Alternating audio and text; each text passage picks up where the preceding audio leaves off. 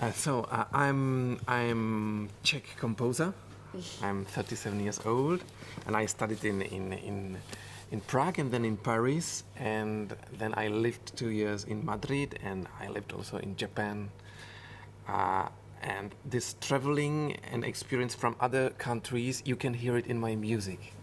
So when I compose, first of all, I change completely the sound of classical instruments. I compose always for classical sound instruments, for orchestras, for ensembles, for choir, for singers, chorus.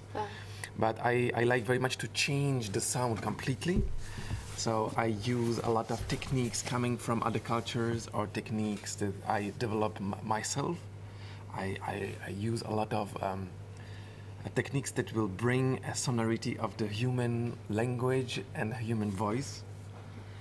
And I use a lot of glissandos. I use also elements, sometimes very simple, melody, tonal chords, but always I try to bring some magic to the sound through all possible techniques, through harmony, through extended playing techniques, through special use of percussion instruments and so on. I don't know if it gives any image. And how we are going to listen a piece by you and one piece for you in the festival. Yes. So everything. The 23rd April we have my duo. So usually I write for big groups of instruments, but we decided for this festival to take a duo for cello and contrabass. It's one of very few of my chamber music. It is called chamber noise duo. The important word is the word noise, that has a special accent in French. So all the French people seeing this accent in the word noise would know that it's something about the No theater in Japan. And this piece is very melodical, but it sounds more like actors of No theater and Bunraku theater in Japan. First I wrote a big version for 24 musicians. It was played by Ensemble Intercontemporain in Paris. And then it was a request of my good friends Delphine Biron and Jan Dubost to write a version for a duo, cello and contrabass.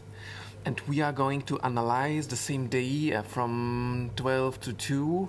I will present my piece, my last big piece, Körper und Seele, for choir and orchestra in two groups, and air machine. And in afternoon I presented the noise large version and noise duo from 6 to 8 and from 4 to 6. 4 to 6. Yeah. And we have those musicians will be present and they will be playing, and we will also rehearse a bit, so that the students or the public will see how demanding I am towards the interprets to get exactly the voice quality and the colors that I'm Now that searching. you're speaking about different pieces, how do you feel about, if we can say that the composers have different periods, how do you feel about your language? Is a continuity, or you have a moment that you change completely, or is a progression, or how many different aesthetics that you think you were? So I started to compose quite early, and my style when I was 10 or 12 or 14 was different. It was very neoclassical style. And then when I was 15, I started to discover the music from other cultures, because our border was somehow closed till 89, and I was 12 when the border got open, and we got first those instruments like didgeridoo, shakuhachi, sitar, and I was completely fascinated.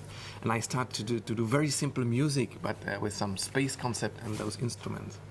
Then I went to study in Prague and Paris, and I quit for a couple of years voice and language, and I was more developing like contemporary music language, but always in my style. Never doing something completely breaking with the classical music rules. And then after finishing my studies in Paris when I was 20-something, 23, 4, 5, or more recently, I started to come back to the voice and to focus much more on text, on music theater, on language, also music theater sometimes without voice, only for instruments. And the period now is always step by step simplifying to get in the score and in concert something that more and more people could really understand and get the message. Yeah. So it's more evolution. It's not big breaks, but yeah. And when you say, sorry, because only he say in the end about so the people can understand.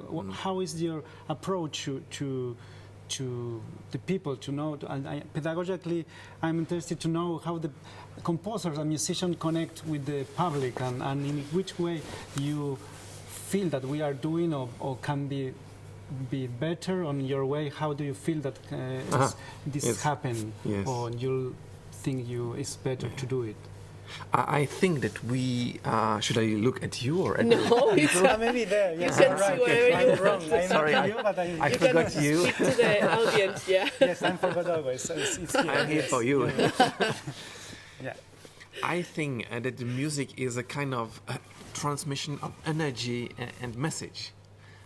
Music is communication. And we need public. We write for situation of concert. So music is somehow sharing energy, sharing love with between composer and musicians, between the conductor and musicians, between the musicians and public.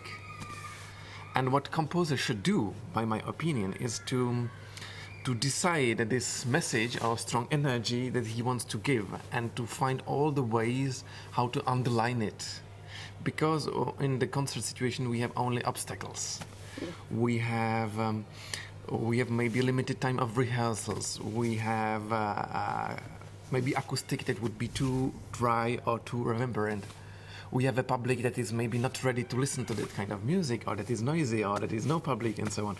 We have only additional obstacles, and our message should be strong enough, and we should search for techniques how to make it so strong that through those obstacles it will reach the public. I think. Very interesting. It's perfect. Yeah, that we want to ask you also that you said that you travel a lot, and you know different how the music is in different places and countries. How do you think it's how do you evaluate the new creation scene international? How it's different here than in your country or in Germany or in Japan? How you can see how change? There are, of course, differences. Yeah. And I like to travel and to change the place I stay, because I think when we fall too much in a kind of comfort or stereotypes of one place, we might get limited, and we should still open. For example, in Prague, when I was studying, there was a tendency, one of stream was minimal music and combining rock music and contemporary music. Other stream was new, they call it like spiritual music, but it's more new Christianity, romanticism. And it was also very strong in Poland a couple of years ago. Then I went to France, and there is so much focus on detailed color of orchestra and a very professional writing for ensembles, and somehow this Boulez tradition of atonal music, but keeping a sense of rhythm, of color, of pulsation, this kind attack, resonance, textures, and so on. And I learned a lot there. Also the tradition of musique concrète and musique acousmatique.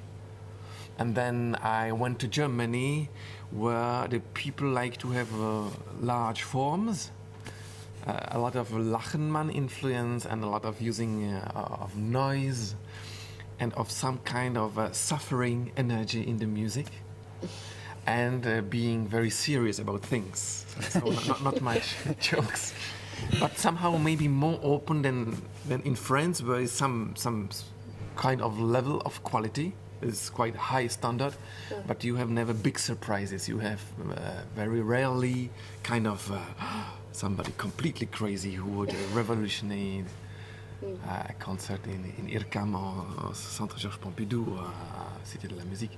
So it stays somehow standard quality. Germany is more varying quality.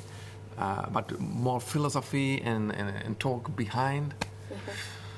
Yeah, and Spain and Catalonia, I don't know yet. It used to be a lot of new excitement for spectral music, and I don't know if it still lasts or not. I will discover.